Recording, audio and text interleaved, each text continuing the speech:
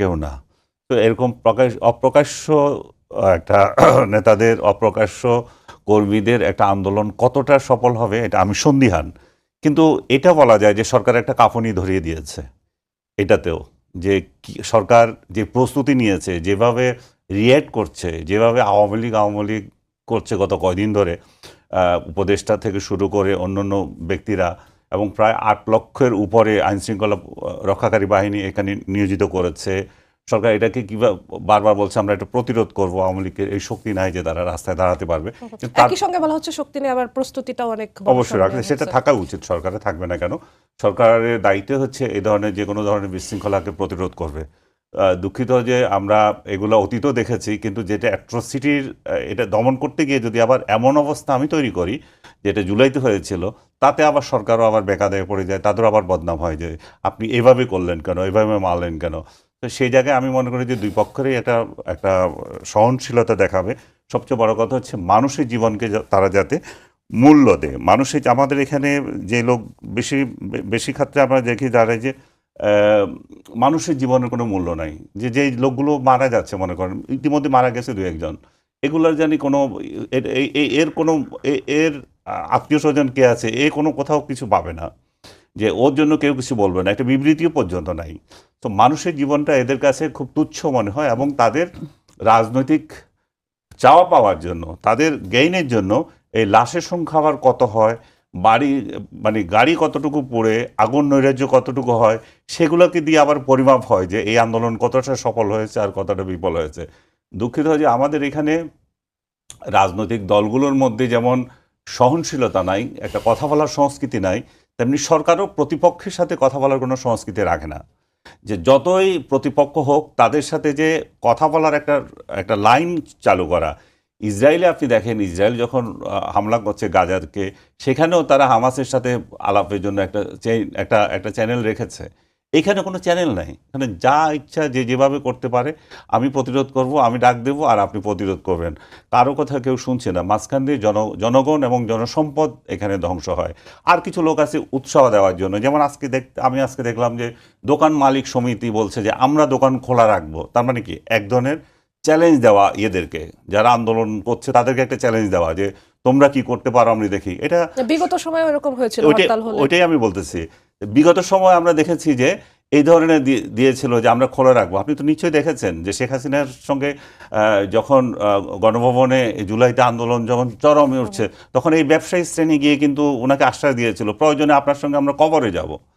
আপনার কে না ছিল ওনার সঙ্গে? সাংবাদিক থেকে শুরু করে পরামর্শ দেওয়ার জন্য ব্যবসায়ীরা, শিল্পী, সাহিত্যিক সবাই তো পরামর্শ দিয়েছে। পরামর্শ দেওয়াতে কেউ কারো থেকে পিছিয়ে ছিল না।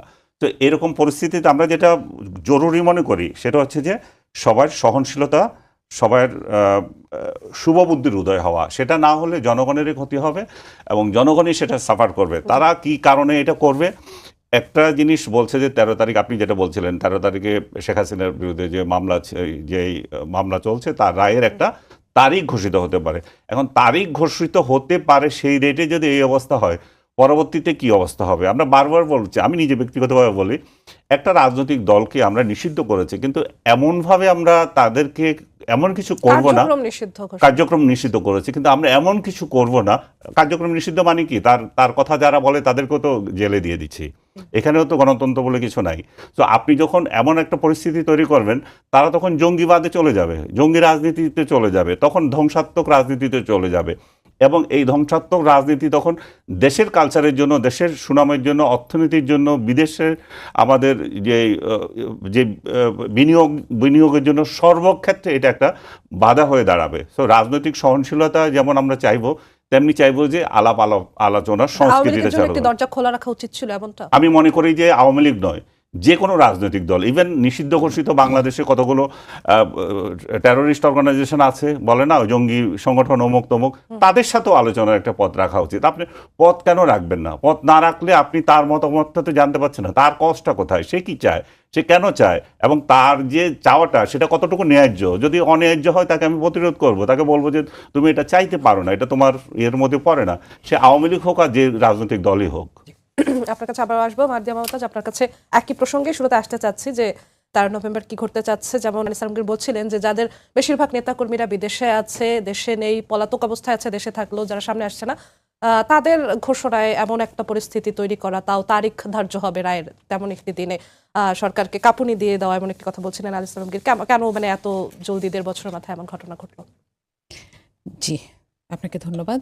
আসলে এটা 1.5 বছরের মাথায় ঘটেনি, এটা একদম শুরু থেকেই চলেছে। হ্যাঁ, আমরা দেখেছি যে পলাতক নেত্রীর ছেলে পর্যন্ত প্রকাশ্যেই হুমকি দিচ্ছেন। হ্যাঁ, এখানে একটা জিনিস লক্ষণীয়, শ্রদ্ধা আনিস আলমগীর বলছিলেন যে আমাদের তাদেরকে কথা বলার সুযোগ দেওয়া উচিত। কথা বলার সুযোগ আছে দেখেই তারা ঝামেলাগুলো তৈরি করার সুযোগ নিচ্ছে। সুযোগটা কোথায় আছে? গণমাধ্যম আছে, তারা তো গণমাধ্যমে কথা বলছে, তাদের কথা নইলে প্রকাশ আমরা হচ্ছে না। নইলে আমরা জানছি কিভাবে? গণমাধ্যম তাই না? তাদের কথা আপনি যদি প্রকাশ করছে বলেন, না। আসছি, আপনি যদি বলেন যে একজনের মধ্যেও আপনি কোনো অনুতাপ দেখেছেন আজকে পর্যন্ত? যে জুলাইয়ে নেত্রীর আদেশে যেটা হয়েছে সেটা ছিল প্রশাসনিক ক্ষমতার অপব্যবহার, বাকি আওয়ামী লীগ এরকম না। এটা বলার জন্য তো আপনার কাছে কেউ মাইক্রোফোন নিয়ে যেতে হবে না। আপনি যেখান থেকে ভয় ছড়াচ্ছেন, যেখান থেকে হুমকি দিচ্ছেন, আপনি সেখান থেকেই বলতে পারতেন। তাহলে তাদের কাছে যে উপায়গুলো ছিল, আমাদের জন্য এটা আসলে একটা শিক্ষা। আমরা দেখতে পাচ্ছি যে পালিয়েছেন হয়তো বেশ কিছু মানুষ, যারা দেশে আছে তারাও অনেকভাবে বিচ্ছিন্ন, কিন্তু তাদের ফিলসফিটা এখনো আগের মতোই আছে। এটা আমাদের জন্য একটা সাবধানবাণী। এবং আমি যদি বলি যে এখান থেকে আমাদের টেক আরেকটা নেওয়া উচিত, যে বর্তমান যে রাজনৈতিক দলগুলো এখানে আছে তাদের জন্য এটা অনেক বড় একটা শিক্ষা, যে আসলে আসল শত্রুটা কে, আমরা কার বিরুদ্ধে ফাইট করছি। এই সচেতনতা না থাকার কারণে আমাদেরকে বারবার এমন একটা ইস্যুর অপেক্ষা করতে হয় যে হয়তো হাসিনা একটা কথা বলবেন, তারপর আমরা সেটার বিরুদ্ধে একসাথে হয়ে দাঁড়াতে গেলে আমরা সবাই আবার একটু এক হব, আবার যে সেই শত্রু একটু স্তিমিত হয়ে আসবে, আমরা আবার বিভিন্ন ইস্যু নিয়ে আবার ভাগ হয়ে যাব। হ্যাঁ, তো এটা আরেকটা টেক। প্রথম কথাটা বলেছি যে এখানে কোনো রিমর্স নাই, কোনো অনুতাপ নাই। যে মাধ্যমগুলোতে তারা এই খারাপ মেসেজগুলো ছড়াচ্ছে, হুমকিগুলো ছড়াচ্ছে, এটা দেশের মানুষের জন্য খারাপ। কারণ তাদের যারা অনুসারী তারা তো 2 দিনে দল পাল্টে ফেলবে না, কিন্তু তারা একটা ভুল মেসেজ পাচ্ছে যে হ্যাঁ আমাদেরকে বাঁচাবে, সুতরাং আমি যা ইচ্ছা তাই করে ফেলি। আমি একটা কালকের ঘটনা আমি জানি না, আসলে আমরা কেউ জানি না কি হবে, কিন্তু যে কোনো ধরনের অপরাধের দায় তাদেরকেই নিতে হবে যারা এই উস্কানিগুলো দিচ্ছেন, তাই না? আর এখানে আরেকটা ব্যাপার হচ্ছে যে বিভিন্ন ধরনের দুই পক্ষেই, উনি বললেন যে দুই পক্ষেই বিভিন্ন ধরনের উস্কানি চ্যালেঞ্জ আসছে। এটা আমাদের কারোর জন্য ভালো না। আমাদের সামনে একটা বড় অনুষ্ঠান আছে, নির্বাচন নিয়ে আমাদের এখন অনেক ব্যস্ত থাকা দরকার। তো ওগুলো থেকে আমরা কিন্তু সাময়িকভাবে একটু ফেরত যাচ্ছি, একটু ডিস্ট্রাক্ট হয়ে যাচ্ছি। এটা আমাদের জন্য খারাপ আমার মনে হয়। ডিস্ট্রাক্ট আমরা কি এই আওয়ামী লীগের এই বিষয়টাতেই হচ্ছি, নাকি অন্যান্য আরো বিভিন্ন কারণে আমরা হচ্ছি না? গণভোট না, হ্যাঁ ঠিক আছে, ওগুলো নির্বাচনমুখী কার্যক্রম, আর এইটা একটা অপ্রয়োজনীয় কাজ। হ্যাঁ, এটাকে একটা উস্কানি দিয়ে, একটা ভয় দিয়ে, এবং শুধু মৌখিক ভয়ে তো আসলে কাজ হয় না। কি করা হচ্ছে, আমার নিজে ইউনিভার্সিটির 2টা গাড়ি পুড়েছে, আমি জানি। হ্যাঁ, আমার ভেতরে যে ধরনের উৎকণ্ঠা আমার স্টুডেন্টদেরকে নিয়ে, এটা যে কোনো বাবা মা, যে কোনো শিক্ষক এটা ফিল করবেন। তো এভাবে কৃত্রিম ভয় দেখিয়ে যে কাজটা করার চেষ্টা করা হচ্ছে, এটা কোনোভাবেই এক্সপেক্টেড না, এবং এটা শুধু নির্বাচনকে না, কার্যক্রম নিষিদ্ধ একটি দলের থেকে আর কি আশা করা যায়? এক্স্যাক্টলি। তো এখন আর তো কোনো উপায় ছিল না। তারা তো এটা করবে ঘোষণা দিয়েই করেছে, সেটা আটকানোর জন্য ব্যবস্থাটা আসলে কতটা? হ্যাঁ, এটা সরকারের দায়িত্ব, এবং আমরা দেখব যে আগামীকাল কি হয়, এবং এর মধ্যেও যে ঘটনাগুলো ঘটেছে সেগুলোর জন্য কাউকে অ্যারেস্ট করা হয়েছে কিনা সেগুলো তো আমরা দেখছি। হ্যাঁ, একটা দুর্বল সরকার যখন, আমি সরকারকে বলবো যে সরকার এখানে সঠিক ভূমিকা রাখছেন না, কারণ এখানে অনেক বেশি শক্ত হাতে দমন করার দরকার ছিল। এখনো আপনি দেখবেন গণমাধ্যমে নাম বলা হয় না, বলা হয় একটি দল, একটি দেশ। হ্যাঁ, আমরা কাকে সহ্য করছি, কাকে লুকাচ্ছি, কাকে আড়াল করছি, তাই না? আরেকটু বিষয় একটু যুক্ত করতে চাই। আনিস আলমগীর বলছিলেন যে আওয়ামী লীগের জন্য একটি আলোচনার দরজা খোলা রাখা থাকলে হয়তো কিছুটা এই অনাকাঙ্ক্ষিত পরিস্থিতি এড়ানো যেত। আপনার কি মনে হয় একটি দরজা আলোচনার খোলা রাখা দরকার ছিল, শুধু আওয়ামী লীগ না, যে কোনো নিষিদ্ধ কার্যক্রম নিষিদ্ধ দলের জন্য খোলা রাখা উচিত কিনা? সেই আহ্বানটি সেই দলের পক্ষ থেকে আসতে হবে। হিসাবটা সহজ। এখানে যে অপরাধ করে তার সাথে কেউ আলোচনায় বসতে যায় না, তার জন্য শাস্তি চায়। এখন সে যদি বলে যে আমি আলোচনায় বসতে চাই, আমি একটা সমঝোতা চাই, তাহলে সেটা বিবেচনা করা হবে কিনা সেটা পরের কথা, কিন্তু আমরা তো আগে এটা দেখতে চাই তারা চেয়েছে কিনা। আপনার কাছে আবারও আসবো আনিস আলমগীর, আপনার কাছে আসতে চাই যে বিগত কয়েকদিন ধরে আমরা দেখলাম রাজনৈতিক দলগুলো যারা অবিভক্ত ছিল তাদের মধ্যে বিভক্তিটা দৃশ্যমান, বিভাজনটা রয়েছে, এমনকি নিজ দলের মধ্যেও মনোনয়ন নিয়ে বিভাজন স্পষ্ট লক্ষ্য করা গেছে। এই যে বিষয়গুলো, নিজেদের মধ্যে ঐক্যের ঘাটতি, বিভাজন, এক দলের বিপক্ষে আরেক দলের রাজপথে থাকার হুঁশিয়ারি, এগুলো কি আসলে এই আওয়ামী লীগের কার্যক্রমকে আরো সহজ করে দিল কিনা বা দিচ্ছে কিনা? কিছুটা তো অ্যাডভান্টেজ তারা নেবেই, কারণ আওয়ামী লীগ যদি দেখে যে তার প্রতিপক্ষ যারা আছে তারা সিমেন্টেড না, তারা আগের মতো ঐক্যবদ্ধ নেই, যেটা তাদের সঙ্গে যেটা করেছিল, যেটা 5 আগস্টের আগে যেভাবে তাদের বিরুদ্ধে লেগেছিল একসঙ্গে সব রাজনৈতিক দলগুলো, সেটা ঐক্যমত্য কমিশন করে দিয়ে সেটার আরও অনৈক্য সৃষ্টি করে চলে গেল। তো সেই অবস্থায় তো তারা সুযোগ নিতেই পারে, অস্বাভাবিক কিছু না। সেক্ষেত্রে রাজনৈতিক দলগুলোর সদিচ্ছা কিংবা ভূমিকা কি হওয়া উচিত ছিল? রাজনৈতিক দলগুলোর সদিচ্ছা একটাই, রাজনৈতিক দল এবং সরকার সবাই ফেব্রুয়ারিতে নির্বাচন দিয়েছে, নির্বাচনটা কিভাবে দ্রুত, সুষ্ঠু এবং স্বচ্ছতার সঙ্গে হয় সেটা নিশ্চিত করা। আমি এখানে বলতে পারি ইনক্লুসিভ ইলেকশন করা, যেটা ইনক্লুসিভ তারা এটা তো বাদ দিয়ে দিয়েছে, তাদের এটাতে আর নাই। যদি ইনক্লুসিভ করতো তাহলে সেটাতে বরং আরও জোরালোভাবে একটা ঐক্যবদ্ধভাবে এই রাজনীতি এইটা সফল হওয়ার একটা পেতাম আমরা, যে এটা সফল হবে। আজকেও আমি দেখলাম যে ব্রিটিশ এমপি একটা বিবৃতি দিয়েছে, আপনি দেখছেন কিনা জানি না, ব্ল্যাকম্যান, সে বলছে বাংলাদেশের রাজনৈতিক দলগুলো বাংলাদেশ সরকারকে বলেছে একসাথে এই যে এই অধিকার, রাজনৈতিক দলগুলোর অধিকার যাতে দেয়, স্পেশালি আওয়ামী লীগের যেভাবে নির্যাতন বা আদার্স অ্যাক্টিভিটিস করা হচ্ছে সেটা যাতে না করা হয় নির্বাচনে আনার জন্য।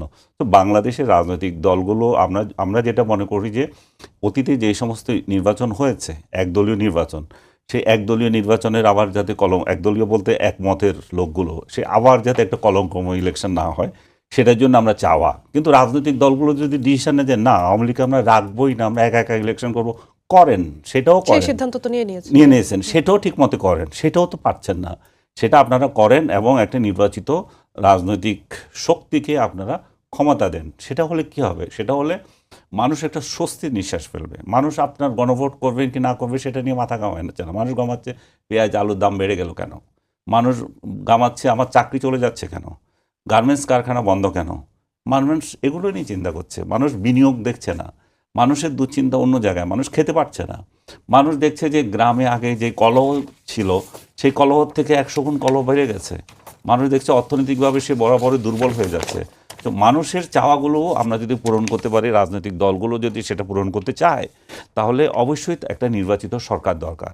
আর নির্বাচিত সরকারের একটাই মাধ্যম, সেটা জুলাই সনদ অমুক তমুক সেগুলো না, সবগুলোর উপরে হচ্ছে ইলেকশন প্রসেসে যাওয়ার জন্য যে স্ট্রাগলগুলো আছে, যে বাধাগুলো আছে, সেই বাধাগুলো ন্যূনতম সমঝোতার মধ্যে, ন্যূনতম বিরোধগুলো মিটিয়ে তারা কিভাবে নির্বাচনে যেতে পারে সেটা হচ্ছে বড় একটা টার্গেট। এখন বলা হচ্ছে একটা দল রাজনীতিতে নির্বাচন বানচাল করার জন্য চেষ্টা করছে, এটা স্বাভাবিকভাবে সবাই ধরে নিচ্ছে, যা জামায়াতকে মিন করছে বা এনসিপি এখানে নির্বাচন করতে চাচ্ছে না, সেটা বিএনপির অভিযোগ। তো এই অভিযোগ খণ্ডনের দায়িত্ব আমি মনে করি যে যাদের বিরুদ্ধে অভিযোগ করছে তারা এই নির্বাচনে তারাও যে আগ্রহী যে ফেব্রুয়ারিতে নির্বাচনের জন্য, আমি ব্যক্তিগতভাবে মনে করি যে সব কটা রাজনৈতিক দলই আসলে ভিতরে ভেতরে চায় যে একটা নির্বাচন হোক, কিন্তু তারা উপরে তাদের অনেক বিরোধ, বিএনপি জামাত, যে তারা এই চায় ওই চায়, যে আমরা সবাই আগে সরকারকে চাপে রাখার কোনো কৌশল না, একজন আরেকজনকে চাপে রাখার জন্য, একজন আরেকজন থেকে বেনিফিট নেওয়ার জন্য, একজন আরেকজনকে ব্লেম দেওয়ার জন্য। এখন রাজনীতি যে খেলাটা চলছে সেটা আগে যেটা ছিল সেটা হচ্ছে 71-এর রাজাকার আর নন রাজাকার।